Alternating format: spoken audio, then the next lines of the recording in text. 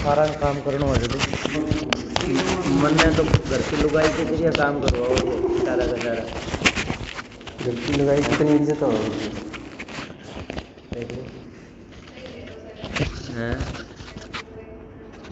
इज्जत तो वही है। कोई चीज़ पूछा जाए तो भाई बतावा कि खड़ पड़ी माँ घर आने में समस्या खड़ी हो जाए। बटन भी बंद करोगे मैं कर लो यूँ कर लो।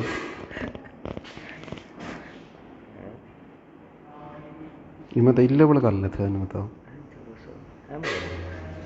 कैसे नहीं करते।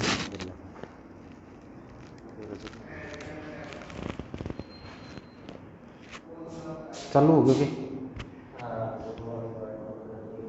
हो गया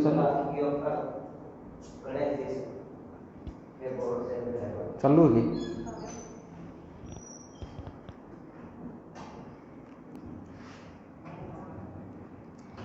भाषा की सबसे छोटी इकाई जिसके और खंड न किए जा सकें उसे वर्ण कहते हैं। वर्ण दो प्रकार के होते हैं, स्वर और व्यंजन। स्वर स्वतंत्र वर्ण होते हैं जिन्हें बोलने के लिए अन्य वर्णों की सहायता की आवश्यकता नहीं होती। स्वरों की संख्या 11 ए आ ई उ री ए ऐ ओ औ। स्वरों के 5 आधारों पर भेद अपन ने लिखे थे। सबसे पहला भेद लिखा था उच्चारण काल या मात्रा काल के आधार पर। 2 भेद होते हैं, लघु और दीर्घ। लघु को ह्रस्व कह सकते हो, दीर्घ को गुरु कह सकते हो। लघु स्वर एक मात्रा काल में बोले जाते हैं, 4 होते हैं, ए ई उ री। दीर्घ स्वर 2 मात्रा काल में बोले जाते हैं, संख्या 7 होती है, आ ई उ ए ऐ ओ औ। दूसरा भेद अपन ने किया था व्युत्पत्ति या रचना के आधार पर। इस आधार पर भी 2 भेद होते हैं, मूल और यौगिक। जिन स्वरों की रचना मूल रूप से हुई है उन्हें मूल कहेंगे। सभी लघु स्वर मूल होते हैं, ए ई उ री। संयुक्त स्वर वे होते हैं जो 2 स्वरों के योग से बनते हैं। संख्या 4 होती है, ए ऐ ओ औ। ये अपने लिखा था ए प्लस ए का बनेगा, ऐ ए प्लस ए का बनेगा, ओ ए प्लस ओ का बनेगा, औ ए प्लस ओ का बनेगा। तीसरा आधार होता है स्वरों के भेद का ओष्ठाकृति के आधार पर। ओष्ठाकृति के आधार पर, ओष्ठाकृति के आधार पर, ओठों की आकृति के आधार पर कह सकते हो। इस आधार पर भी 2 भेद होते हैं, वृत्ताकार, अवृत्ताकार। पहला भेद हो जाएगा वृत्ताकार। वृत्त का अर्थ आप जानते हो, वृत्त का अर्थ होता है गोल। जिन स्वरों को बोलते समय ओठों की आकृति गोल हो जाती है, ओठों की आकृति गोल हो जाती है, उन्हें वृत्ताकार स्वर कहते हैं। जिन स्वरों को बोलते समय ओठों की आकृति कैसे हो जाएगी? गोल हो जाएगी। ज़्यादा विचार करने की आवश्यकता नहीं है, बोल के भी देख सकते हो। 4 स्वर ऐसे होते हैं जिनको बोलते समय ओठों की आकृति कैसे हो जाएगी? गोल हो जाएगी। उ ओ औ। उ ओ औ। ये चारों स्वर क्या होते हैं? वृत्ताकार। दूसरा भेद होता है अवृत्ताकार। सेम इसका विपरीत हो जाएगा। अवृत्ताकार स्वर क्या होगा? अवृत्ताकार स्वर होगा जिन स्वरों को बोलते समय ओठों की आकृति गोल नहीं होती। इसके विपरीत है, ओठों की आकृति गोल नहीं होती। अब जो बच गए वो स्वर इसमें आ जाएंगे, संख्या 7 हो जाएगी।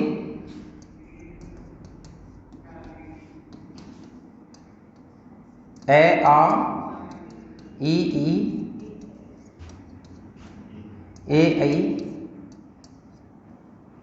री रह गया बीच में, री भी आएगा, री ए ऐ। ये 7 स्वर अवृत्ताकार हैं, यानी इनको बोलते समय ओठों की आकृति गोल नहीं होती।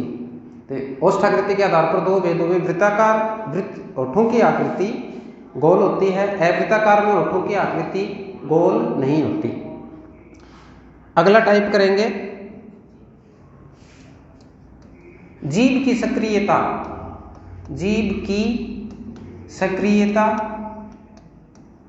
या इसे बोल सकते हो आप प्रयत्न स्थान के आधार पर। जीभ की सक्रियता या प्रयत्न स्थान के आधार पर स्वरों के भेद करने हैं अपने को। इस आधार पर 3 भेद हो जाएंगे, या आप इसको ऐसे समझ सकते हैं, जीभ का कौन सा भाग किस स्वर को बोलते समय सक्रिय रहेगा। जीभ को हम 3 भागों में बांटेंगे। जीभ का अग्रभाग, अग्र का अर्थ होता है आगे, इसके सामने लिख सकते हो आप, जीभ का अग्रभाग सक्रिय रहता है। अग्र यानी अगला भाग सक्रिय रहता है। जीभ का अग्रभाग सक्रिय होगा, स्वरों को बोल के देख सकते हो। किन किन स्वरों को बोलने में जीभ का अग्रभाग सक्रिय होता है? 5 स्वर इसके अंतर्गत आएंगे। ई, री, ए, ऐ। ई, री, ए, ऐ। ये 5 स्वर जीभ के अग्रभाग से बोले जाते हैं, या ऐसे कह सकते हो इन 500 स्वरों को बोलते समय जीभ का केवल अग्रभाग सक्रिय रहता है। दूसरा भेद होगा मध्य। इसमें जीभ का मध्य भाग सक्रिय रहता है। जीभ का मध्य यानी बीच का भाग सक्रिय रहेगा। और एक स्वर ऐसा होता है जिसको बोलते समय जीभ का मध्य भाग सक्रिय होगा, ए। इसी में तीसरा भेद आएगा पश्च स्वर। पश्च का अर्थ होता है पीछे का भाग सक्रिय होगा, यानी कंठ से ध्वनि आएगी सीधी, पश्च भाग सक्रिय होगा। अब पश्च भाग सक्रिय किन स्वरों में होगा? आ में होगा, आ बोल के देख सकते हो आप, आ। ऊ में होगा, ओ में होगा, और औ में होगा। आ, ऊ, ओ, औ। ये 500 स्वर जीभ के पश्च भाग से बोले जाएंगे, या इन्हें बोलते समय जीभ का पश्च भाग सक्रिय रहेगा, क्रियाशील रहेगा। 3 भेद जीभ की सक्रियता के आधार पर। दूसरा नाम भी याद रखना है, प्रयत्न स्थान के आधार पर 3 भेद होते हैं। अग्र ई, री, ए, ऐ, मध्य में केवल है, पश्च में आ, ऊ, ओ, औ। आराम से इसको याद कर सकते हो। अगला भेद करेंगे मुखाकृति के आधार पर। मुखाकृति के आधार पर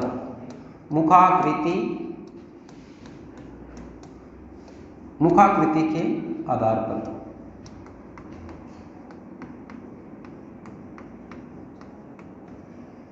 के आधार पर 4 भेद होते हैं। मुख की आकृति, वैसे इसे समझने के लिए मुंह के खुलने के आधार पर इसके भेद किए जाते हैं, यानी किस स्वर को बोलते समय मुंह कितना खुलता है। सबसे पहला भेद होगा विवृत स्वर। विवृत का अर्थ होता है खुला, यानी मुंह सबसे अधिक खुलता है, मुंह सर्वाधिक खुलेगा। अब किस स्वर को बोलने में मुंह सर्वाधिक खुलेगा? आ को बोलने में मुंह सर्वाधिक खुलेगा। आ स्वर क्या हो गया? विवृत स्वर हो गया, यानी सबसे ज्यादा मुंह खुलने वाला स्वर हुआ आ। नंबर 2 अर्धविवृत में कोई दिक्कत नहीं है, अर्ध यानी आधा विवृत अर्थ हुआ मुंह आधा खुलेगा, मुंह आधा खुलेगा। अब आधा किस में खुलेगा? आधा ए में खुलेगा। ए, ऐ, औ। ए, ऐ, औ। ये तीनों स्वर क्या होते हैं? अर्धविवृत होते हैं, यानी मुंह आ की एवज में आधा खुलेगा। नंबर 3 समृत स्वर। समृत विवृत का विपरीत है, यानी समृत का अर्थ होता है बंद। वे एकदम बंद यहाँ ले नहीं सकते, क्योंकि थोड़ा बहुत तो मुंह खुलेगा किसी स्वर को बोलेंगे तो। यहाँ हम इसका अर्थ लेंगे मुंह सबसे कम खुलता है, मुंह सबसे कम खुलता है, इन सभी स्वरों से कम मुंह विवृत समृत स्वर को बोलने में खुलेगा, मुंह सबसे कम खुलता है। ध्यान से देखो, मुंह सबसे कम किन किन स्वरों को बोलने में खुलेगा? ई को बोलने में खुलेगा, ई, ऊ, ई, ऊ और री। ये 5 स्वर समृत स्वर होते हैं। इन्हें अगर आप बोलेंगे तो मुंह अन्य स्वरों की एवज में सबसे कम खुलेगा। चौथा भेद आएगा अर्धसमृत स्वर।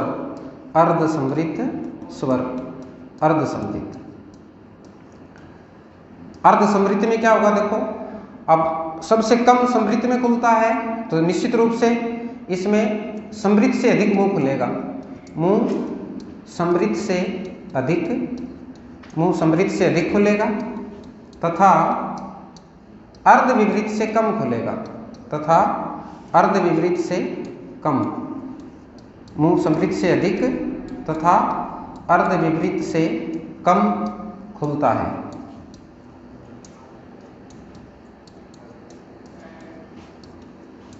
इसमें आ जाएंगे आपके दो स्वर ए ओ। चार भेद मुखाकृति के आधार पर अपन ने किए।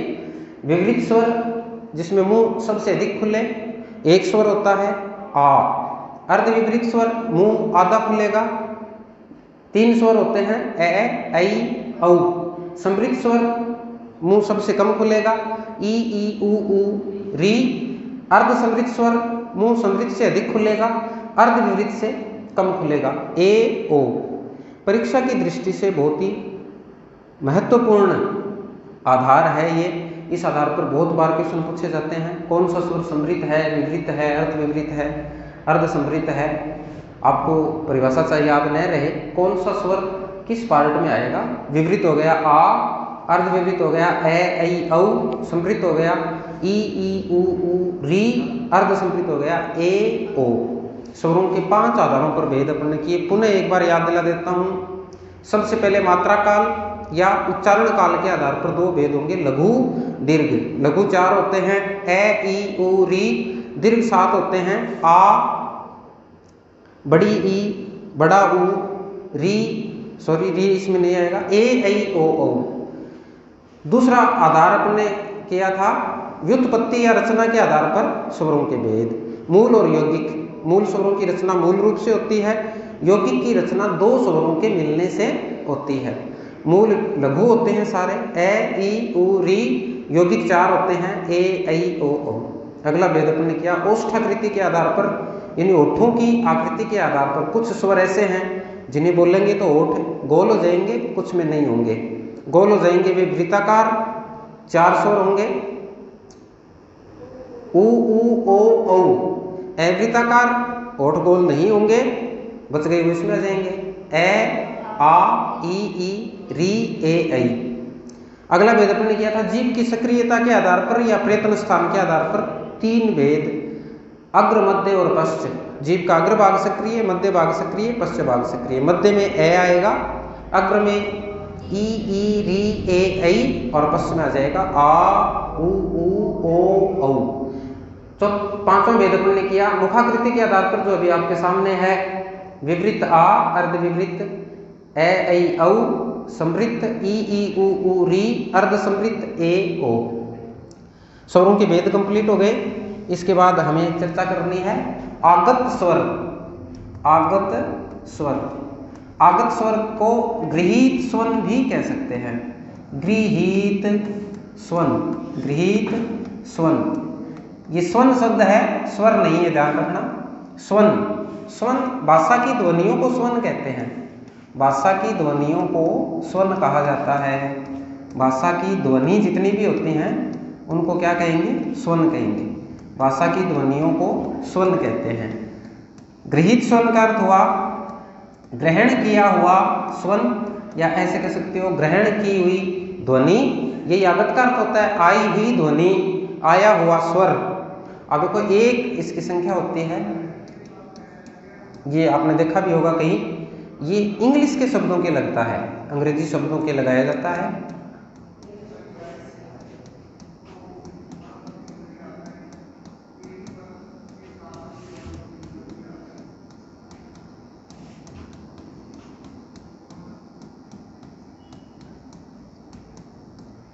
अंग्रेजी शब्दों के साथ लगेगा, इंग्लिश के शब्दों का हिंदी में प्रयोग, विदेशी शब्द आगे पढ़ेंगे अपन। विभिन्न भाषाओं के आए हुए शब्द जो हिंदी में आ गए, उन शब्दों के साथ इसका प्रयोग होता है, इंग्लिश के शब्दों के साथ। इसका उच्चारण आ और ओ के मध्य की ध्वनि में होता है। आ ओ के मध्य की ध्वनि में उच्चारित स्वर। आ ओ के मध्य की ध्वनि में उच्चारित स्वर है ये। कहने का मतलब क्या हुआ? इसे आप आ नहीं पढ़ सकते, इसे आप ओ भी नहीं पढ़ सकते। आ और ओ के बीच की ध्वनि में इसको बोलना है। जैसे इस शब्द को आप कॉलेज, कॉलेज दोनों ये शुद्ध हैं। आ ओ के बीच की ध्वनि आपको लेनी है। कॉलेज, कॉफी, ऑफिस, ऑर्डर, ये सारे शब्द इंग्लिश के हैं जिनमें हमने गृहीत स्वर का प्रयोग किया है, आगत स्वर का प्रयोग किया है। इसी के साथ आपके स्वरों का चैप्टर पूरा हुआ। उच्चारण स्थान सभी वर्णों के एक साथ करेंगे बाद में, व्यंजन करने के बाद। वर्ण का दूसरा भेद आता है व्यंजन। पहला भेद स्वर था जिसके सारे भेद अपन ने किए हैं। दूसरा भेद आएगा आपका व्यंजन। व्यंजन किसे कहते हैं?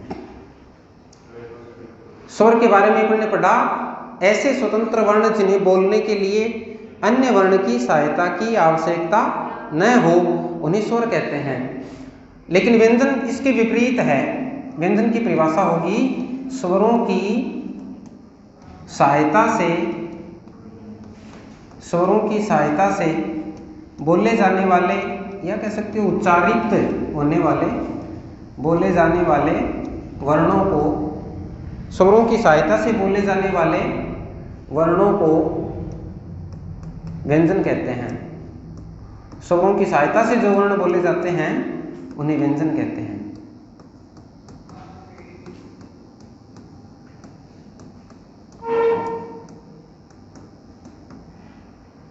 जिन वर्णों को स्वरों की सहायता से बोला जाए, जैसे मैं आपको लिख के बताता हूँ, कै शब्द लिखा मैंने, कै वर्ण है। कै को ए की सहायता के बिना नहीं बोला जा सकता। ए को किसी वर्ण की सहायता की आवश्यकता नहीं है, लेकिन कै को बोलने के लिए ए की सहायता लेनी ही पड़ेगी।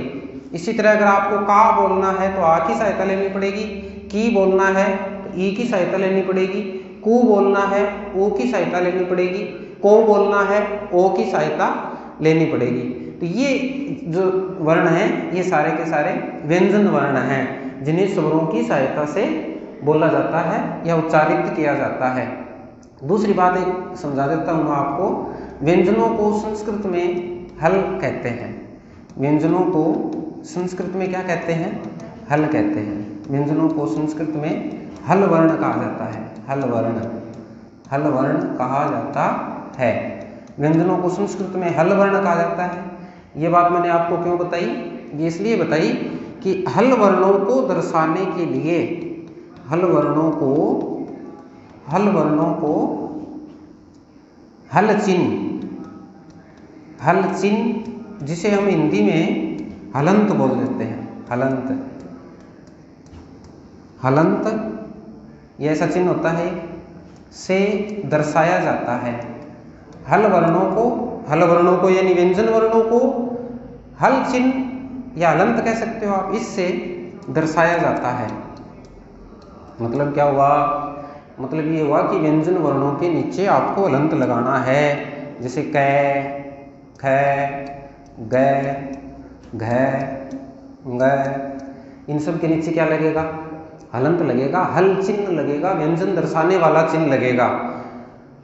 अगर ये चिन्ह नहीं लगा हो, मान लो ये चिन्ह किसी वर्ण के नहीं लगा है, तो उसका अर्थ क्या होगा? जैसे मैं दो टाइप के कै लिखता हूँ, एक ये कै लिखा, इस कै का अर्थ होगा कै प्लस ए। अगर हलंत लगा दिया तो इसका केवल कै रहेगा। ये स्वर रहित वर्ण है, यानी ये केवल व्यंजन है, इसमें स्वर का मिश्रण नहीं है। ये विशेष ध्यान रखना है आपको कि व्यंजन वर्णों को दर्शाने के लिए हल चिन्ह का प्रयोग किया जाता है। अगर हल चिन्ह का प्रयोग नहीं करते हो तो वह वर्ण स्वर मिश्रित वर्ण होता है। आगे चले। व्यंजनों की संख्या होती है 33। व्यंजनों की कुल संख्या कितनी होगी? 33। व्यंजनों की संख्या 33। सभी व्यंजनों को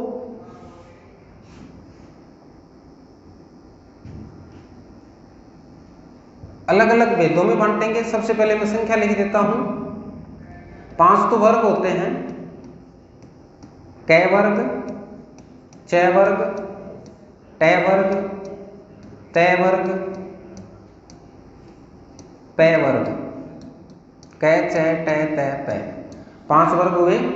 प्रत्येक वर्ग में 5 व्यंजन होते हैं, क, ख, ग, घ, ङ, च, छ, ज, झ, ञ, ट, ठ, ड, ढ, ण, त, थ, द, ध, न, प, फ, ब, भ, म, 5 वर्ग हुए। 5 वर्गों के कुल 25 व्यंजन हुए। फिर होते हैं य, र, ल, व, स,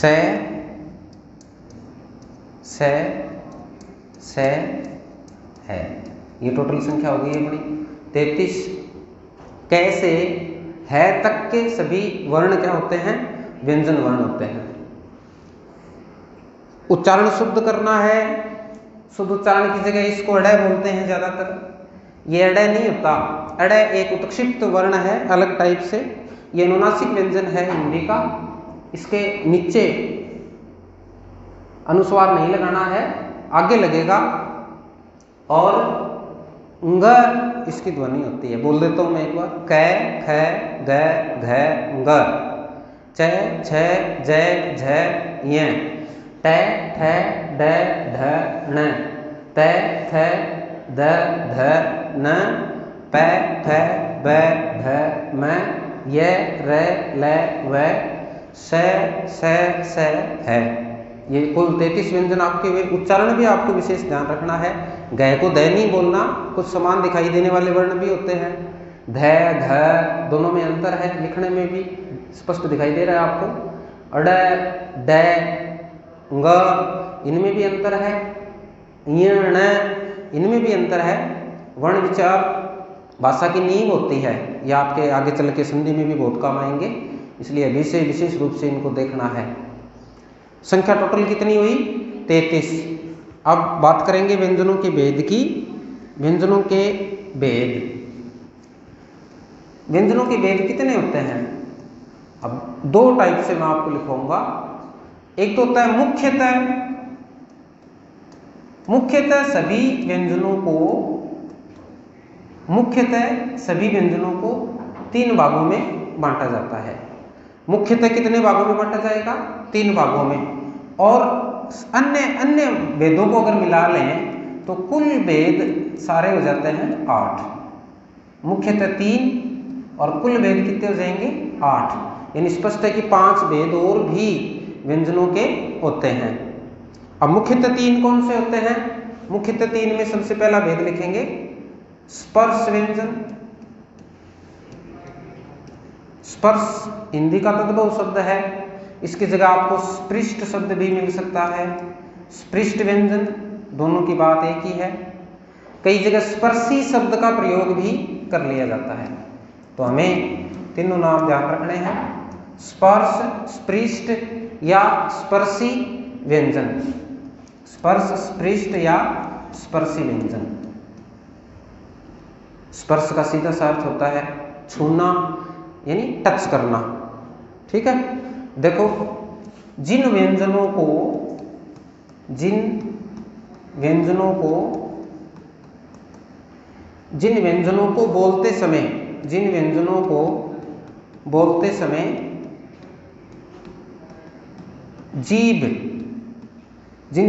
बोलते समय जीभ मुखावयवों को स्पर्श करती है।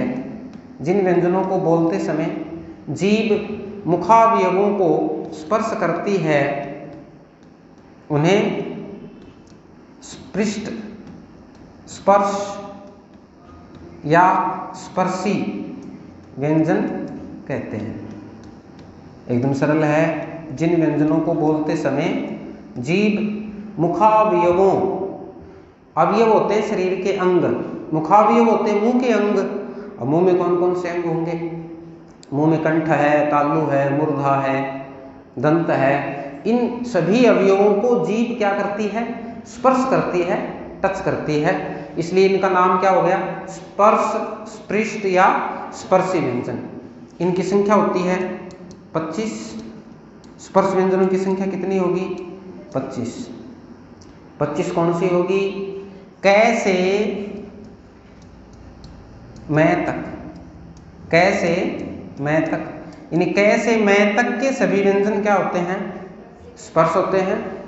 ये उच्चारण स्थान करते समय आपके और भी ज्यादा समझ में आ जाएगा कौन सा वर्ण मुंह के किस अंग को स्पर्श करते हुए बोला जाता है।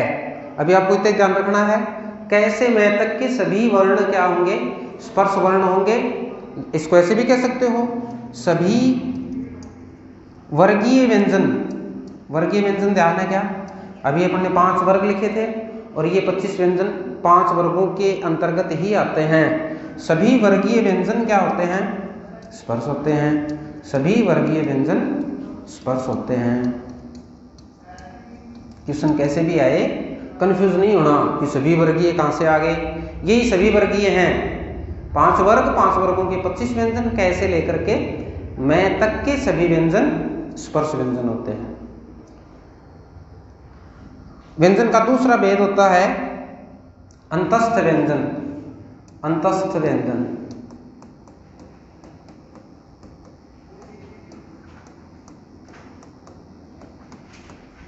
अंतस्थ व्यंजन। अंतस्थ व्यंजन में जीभ का स्पर्श तो होगा, लिख देता हूं मैं, जिन व्यंजनों को बोलते समय, जिन व्यंजनों को बोलते समय मुखावयवों से, जिन व्यंजनों को बोलते समय मुखावयवों से जीभ का स्पर्श, जीभ का स्पर्श बहुत कम होता है। जिन व्यंजनों को बोलते समय मुखावयवों से जीभ का स्पर्श बहुत कम होता है, बहुत कम होता है, उन्हें अंतस्थ व्यंजन कहते हैं। जिन व्यंजनों को बोलते समय मुखावयवों से जीभ का स्पर्श बहुत ही कम होता है। स्पर्श तो होगा लेकिन कम स्पर्श होगा, उतना नहीं होगा जितना स्पर्शी व्यंजनों को बोलते समय होता है। इनकी संख्या हो जाएगी 4।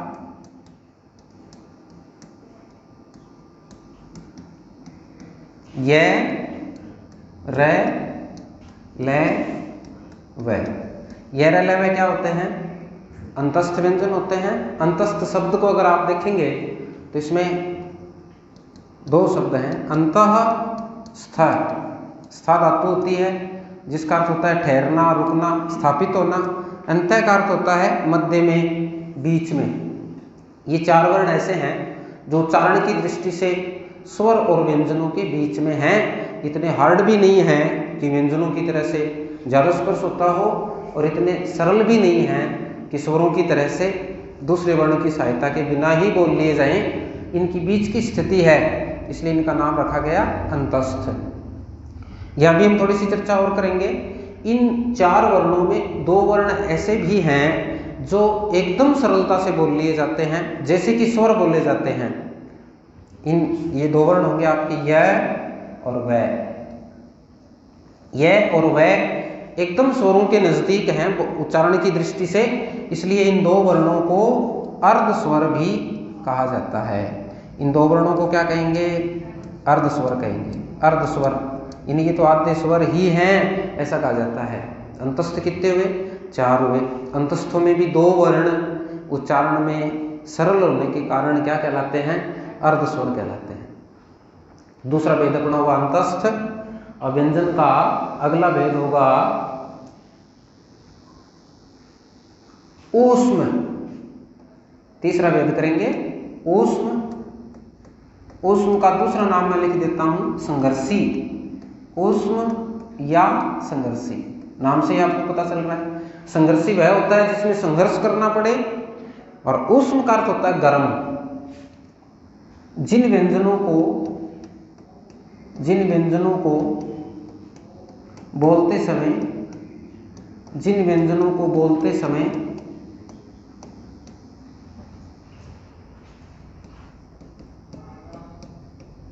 हवा को संघर्ष करना पड़ता है।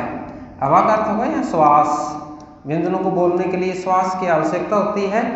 श्वास का अर्थ हवा ही होता है। जिन व्यंजनों को बोलते समय हवा को संघर्ष करना पड़ता है,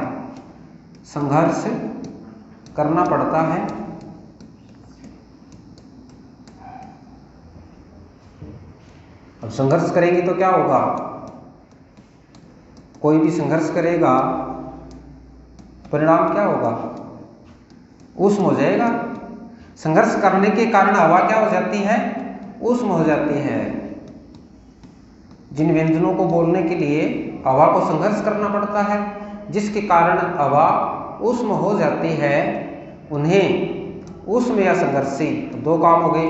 हवा संघर्ष करेगी तो नाम हो गया संघर्षी, संघर्ष करेगी तो हवा ऊष्म होगी तो नाम हो गया ऊष्म व्यंजन। इनकी संख्या भी 4 होती है। स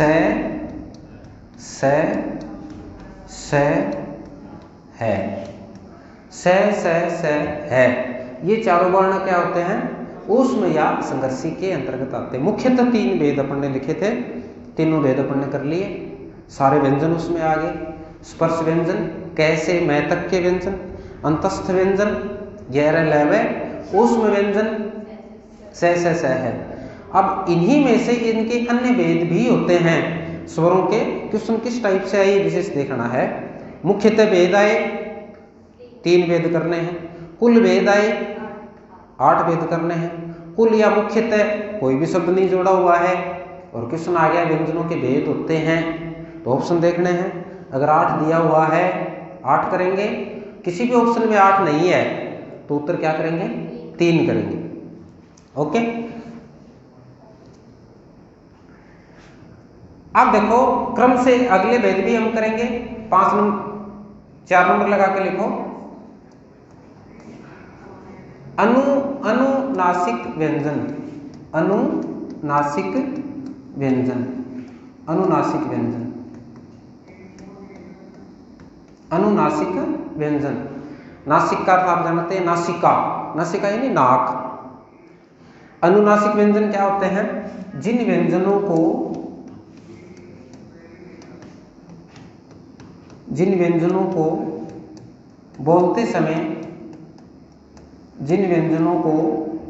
बोलते समय हवा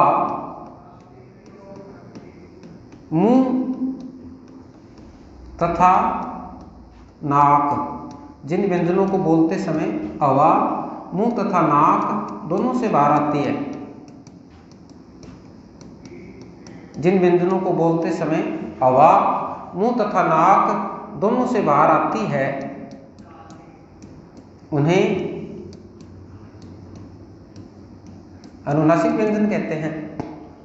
जिन व्यंजनों को बोलते समय हवा मुंह तथा नाक दोनों से बाहर आएगी। आप व्यंजनों को आराम से बोल के देख सकते हैं, इसको समझते हुए पढ़ सकते हैं आप। जैसे हम कै, खे, गे, घे, छे, छे, जे, झे, किसी भी व्यंजन को बोलते हैं तो उसमें नाक की कोई आवश्यकता नहीं होती।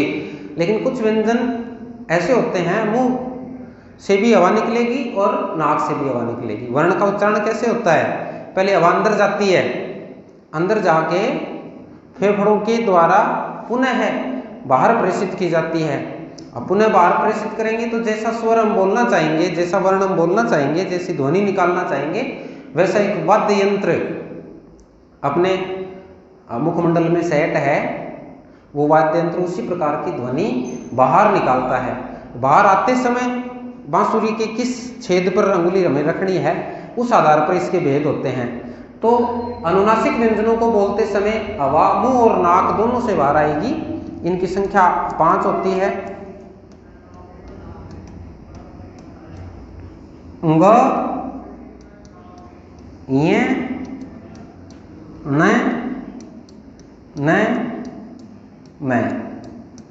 ग, य, ण, न, म। ये 500 क्या होते हैं? अनुनासिक। इसलिए मैंने आपको बताया था इसको अड़े नहीं बोलना। ये अड़े नहीं है, ये वर्ण अनुनासिक वर्ण है जिसका उच्चारण क्या होगा? ग, य, ण, न, म। दूसरी बात ये भी आप बोल सकते हो इसको, प्रत्येक वर्ग का अंतिम वर्ण, प्रत्येक वर्ग का अंतिम वर्ण अनुनासिक होता है। प्रत्येक वर्ग का अंतिम वर्ण क्या होगा?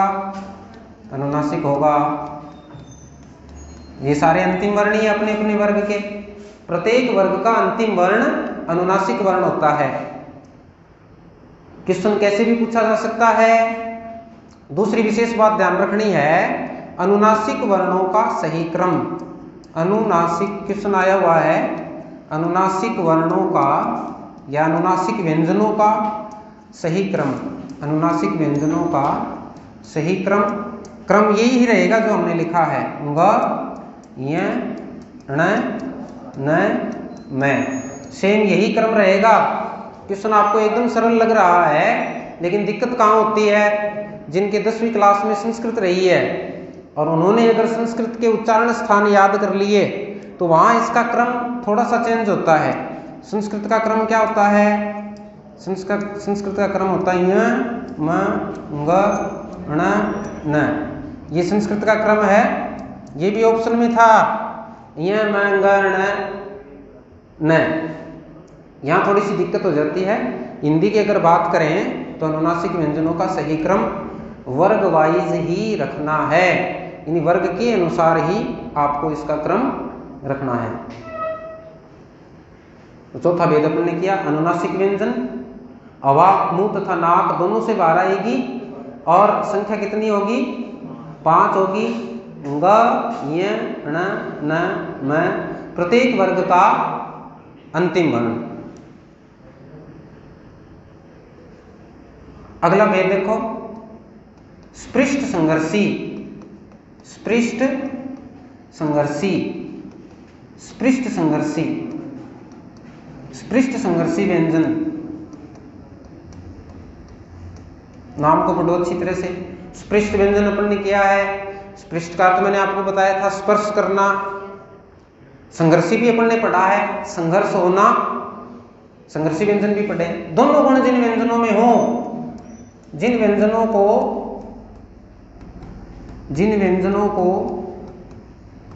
बोलते समय, जिन व्यंजनों को बोलते समय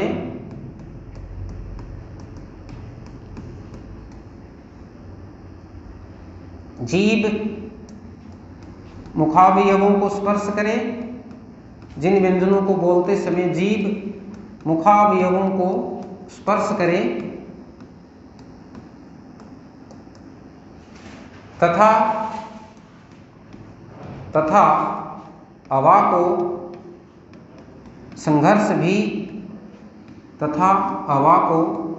संघर्ष भी करना पड़े,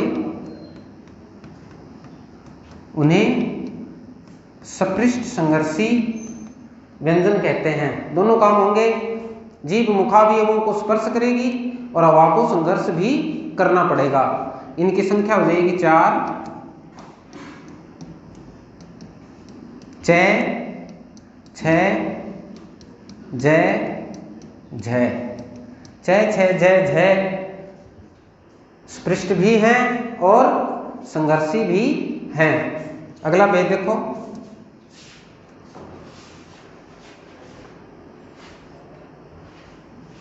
लुंठित,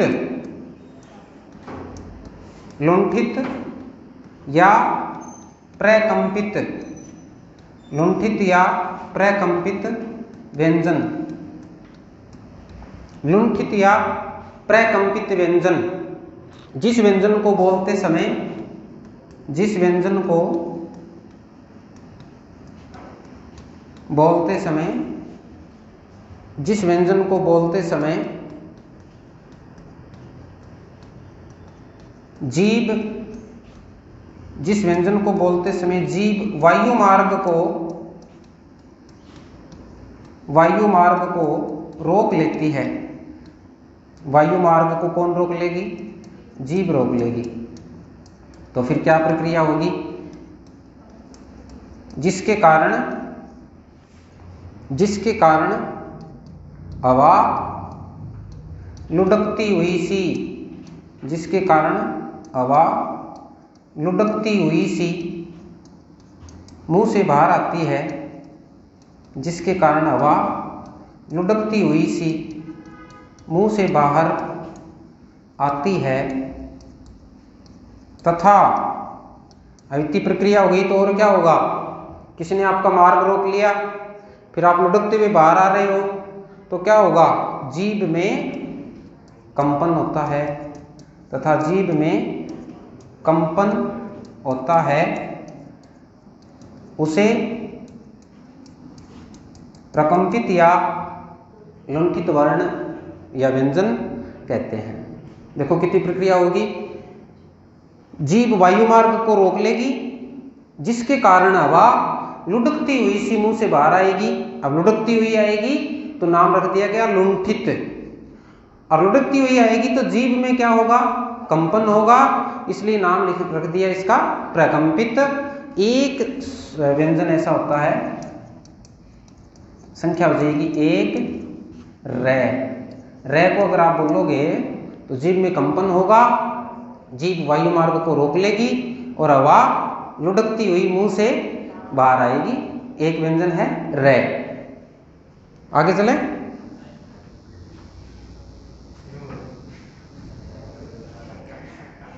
नंबर 7 पार्श्विक व्यंजन। पार्श्विक व्यंजन जिस व्यंजन को बोलते समय जिस व्यंजन को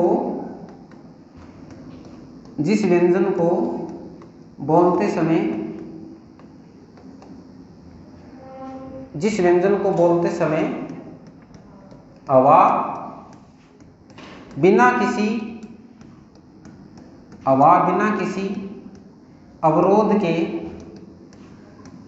अवरोध यानी रुकावट, बिना किसी अवरोध के सरलता से जीभ के पार्श्व भाग को आप कह सकते हो पास, बगल कह सकते हो, साइड कह सकते हो। साइड से जीभ के पार्श्व भाग से बाहर आ जाती है, इन कोई रुकावट नहीं होती, सीधा सरल बोल लिया जाता है। उस वर्ण को क्या कहेंगे? पार्श्विक व्यंजन कहेंगे। संख्या होती है 1 लय क्या होगा?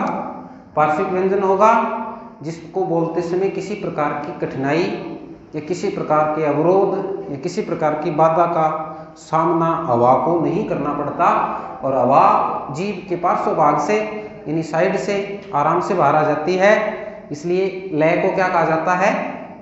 पार्श्विक व्यंजन कहा जाता है। अंतिम भेद होगा उत्क्षिप्त, ताड़नजात,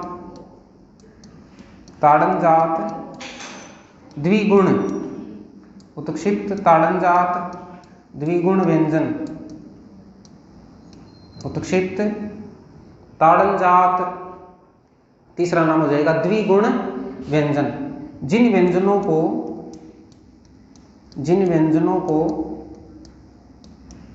बोलते समय जीभ के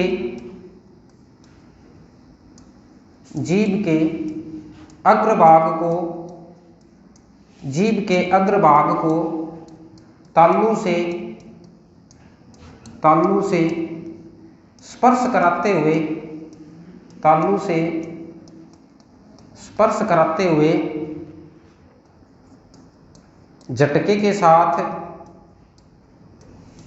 झटके के साथ पटका जाता है, झटके के साथ पटका जाता है, उन्हें क्या कहेंगे? उत्क्षिप्त, ताड़नजात या द्विगुण व्यंजन कहेंगे। जीभ के अग्रभाग को तालु से स्पर्श कराएंगे और फिर झटके के साथ उसे वापस पलटेंगे। संख्या कितनी हो जाएगी? 2। अड़े ढ, अड़े ढ। क ख ग अड़े की लाइन में आने वाला अड़े नहीं है, ये उत्क्षिप्त व्यंजन है। पुनः बता रहा हूं कि जो क वर्ग का अंतिम वर्ण है उसे अंग बोलना है, अड़े अलग से एक वर्ण है, अड़े और ढ, ये उत्क्षिप्त वर्ण है। ये आपके व्यंजनों के टोटल भेद हुए 8 और मुख्यतः भेद हुए 3।